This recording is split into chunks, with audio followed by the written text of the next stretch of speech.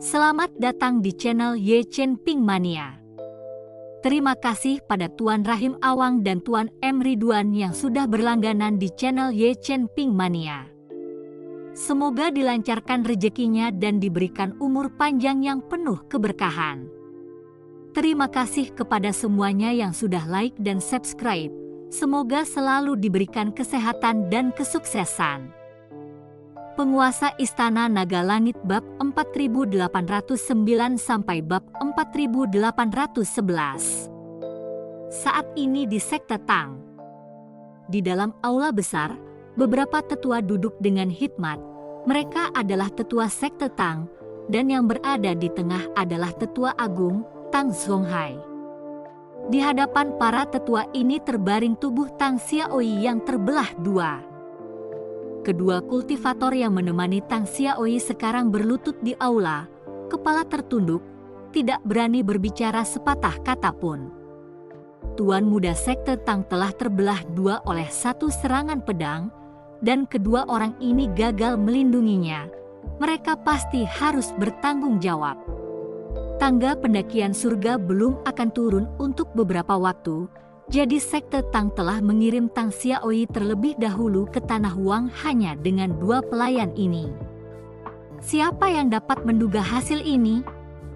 Benar-benar Chen Ping membunuh Tuan Muda dengan satu tebasan pedang di alam Mahayana tingkat 3. Tanya Tang Zonghai, ekspresinya dingin. Ya. Salah satu pembudidaya yang berlutut mengangguk. Apa yang kalian berdua lakukan ketika kalian seharusnya melindungi Tuan Muda? Dua dewa abadi yang luar biasa, namun kalian malah takut setengah mati oleh seorang kultivator Mahayana kelas 3. Tanya Tang Zonghai dengan marah.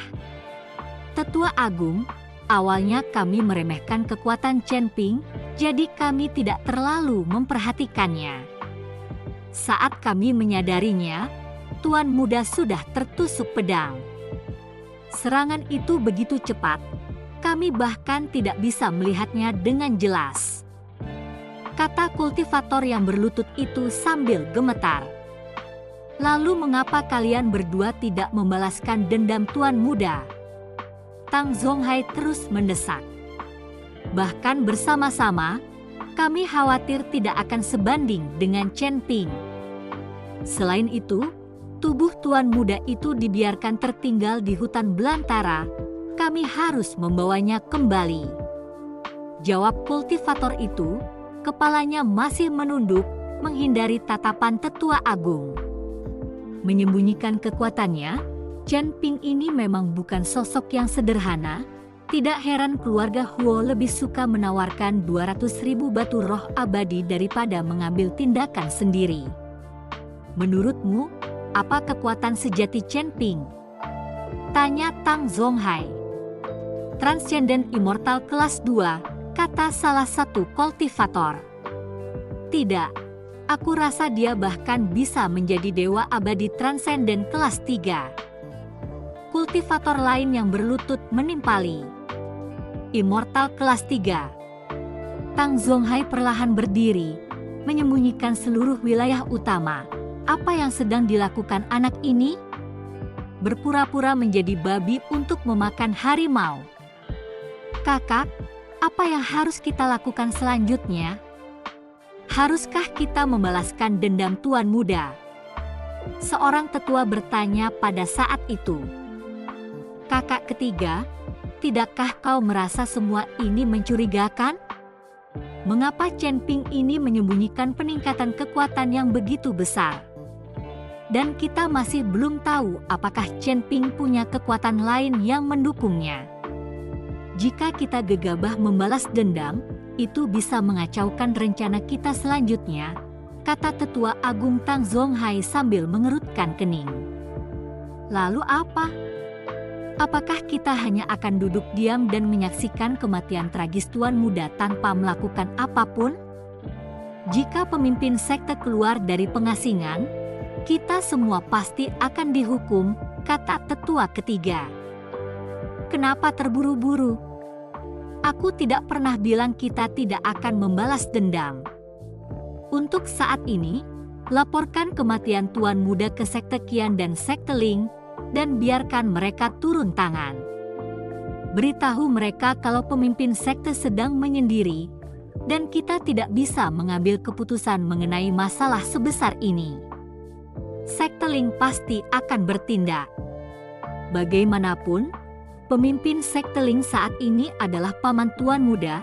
Dia tidak akan hanya berdiri dan tidak melakukan apa-apa sementara keponakannya terbaring mati, kata Tetua Agung, matanya menyipit. Kakak, kau menggunakan Sekte Ling sebagai ujung tombak? Tanya tetua ketiga. Tepat sekali.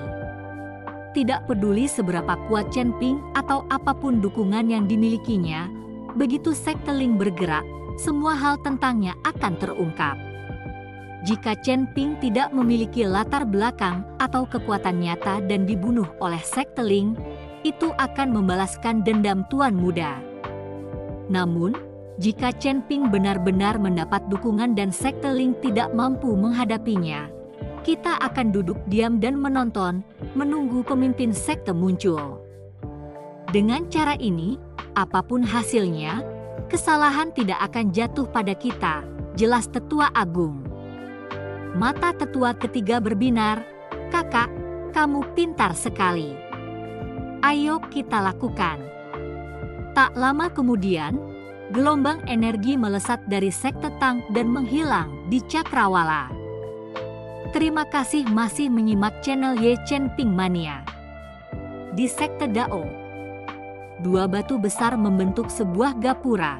Dengan kata-kata, Sekte Dao terukir di sana oleh tangan tak dikenal. Di balik lengkungan ini terdapat deretan rumah yang tertata rapi, biasanya merupakan tempat yang tenang dan hampir tidak ada seorang pun yang terlihat. Namun, setiap 100 tahun, ketika tangga pendakian surga diturunkan, tempat ini dipenuhi dengan kehidupan, dipenuhi oleh para pembudidaya yang berdatangan dari segala penjuru. Para kultivator ini berkumpul di Sekte Dao untuk menunggu turunnya tangga, dan sambil menunggu, mereka berdagang satu sama lain. Chen Ping melangkah ke Sekte Dao bersama saudara perempuannya Hong Yao dan Lan Yao, berani seperti pahlawan. Dia tidak menyembunyikan auranya, dia juga tidak mengubah penampilannya. Kedatangannya membuat banyak penonton tampak terkejut. Lagi pula, keluarga Huo telah memberikan hadiah 200.000 batu roh abadi untuk kepala Chen Ping, namun disinilah dia berlagak sombong ke Sekte Dao. Terutama sekarang, karena tangga pendakian langit belum juga turun dan belum ada faksi yang mengendalikan Sekte Dao sepenuhnya, jika seseorang dari keluarga Huo membunuh Chen Ping di sini, tidak akan ada seorang pun yang bisa menghentikannya. Di kedua sisi jalan, sepasang mata bersemangat menatap Chen Ping dan teman-temannya. 200.000 batu roh abadi bukanlah jumlah yang kecil. Dan banyak kultivator di sini berada di puncak Mahayana tingkat 9 atau bahkan telah naik ke alam abadi transenden. Mereka adalah orang-orang yang paling membutuhkan batu roh abadi. Namun kemunculan terang-terangan Chen Ping di Sekte Dao membuat mereka yang memiliki niat serakah ragu untuk bertindak gegabah. Lagi pula, Chen Ping bukan orang bodoh. Kalau dia berani muncul seperti ini, dia pasti sudah mempersiapkan diri, mungkin dengan kekuatan besar yang mendukungnya. Jadi, hingga mereka dapat menemukan jalan keluarnya, tak seorang pun berani mengambil langkah pertama. Tak seorang pun ingin menjadi burung yang ditembak oleh pistol. Kakak, banyak sekali orang yang menatap kita, aku jadi malu. Apa karena kita terlalu cantik? Kata Lan Yao malu-malu, merasakan panasnya tatapan orang-orang di sekitarnya. Jangan menyanjung diri sendiri, mereka semua melihat ke arah Tuan Chen. Di mata mereka, dia adalah peti harta karun berjalan, 200.000 batu roh abadi. Siapa yang tidak akan tergoda? Hong Yao menatap Lan Yao dan berkata. Namun, Chen Ping tidak menghiraukan tatapan para penonton. Ia menemukan tempat yang ramai, melambaikan tangannya dengan santai, dan memanggil kilin api kecil. Sialan! Binatang suci kilin api. Tidak mungkin. Bagaimana mungkin ada binatang suci di alam surgawi? Kecil sekali, apakah itu benar-benar binatang suci? Ukurannya seperti anjing. Perhatian orang banyak beralih sepenuhnya kepada kilin api milik Chen Ping. Semua orang mengamatinya dengan saksama, mencoba mencari tahu apakah itu benar-benar binatang dewa. Apa yang sedang Tuan Chen lakukan? Mengapa dia tiba-tiba bersikap begitu mencolok? Tanya Master Aula ke-10 dari balik bayangan, melihat Chen Ping melangkah dengan sangat mencolok ke dalam sekte Dao, tidak dapat menebak niatnya. Saudaraku, apa yang dipikirkan Chen Ping datang ke sekte Dao untuk pamer seperti ini? Lin Keting bertanya kepada Lin Kevan dari tengah kerumunan. Aku tidak tahu, mungkin dia merasa sekte Dao punya tempat di kota matahari bulan kita, jadi dia tidak takut. Lin Kevan menjawab, sama bingungnya. Ini semua salahmu. Ayah dan guru bahkan belum datang. Kamu sudah memberitahu Chen Ping terlalu cepat, membuatnya jadi sombong seperti ini. Jika seseorang mencoba menyakiti Chen Ping sekarang, sebaiknya kau membelanya. Jika sesuatu terjadi padanya, aku tidak akan pernah memaafkanmu. Lin Keting melotot ke arah Lin Kevan, menyalahkannya. Benar, seorang putri dewasa tidak bisa hanya dikurung di rumah. Lin Kevan menghela napas. Apa yang kalian lihat? Belum pernah melihat binatang suci sebelumnya? Teruslah menatap, dan aku akan mencungkil mata kalian. Enyahlah kalian semua, bentak Chen Ping dengan arogan, sambil mengarahkan pedang pembunuh naga ke arah kerumunan. Hong Yao dan Lan Yao menatap Chen Ping dengan sangat terkejut. Guru Chen, pelan-pelan saja, kami sudah bilang untuk bertindak berani. Tapi jangan seberani ini, Anda menyinggung semua orang. Jika kamu membuat mereka semua marah dan mengeroyok kita akan beruntung jika masih punya sisa-sisa. Bisik Hong Yao dengan gugup ke telinga Chen Ping. Terima kasih masih menyimak channel Ye Chen Ping Mania. Agak terlalu sombong, ya. Chen Ping tersenyum canggung. Chen Ping, kamu sudah bertindak terlalu jauh. Baru tiba di negeri Wang dan sudah menggoda gadis-gadis.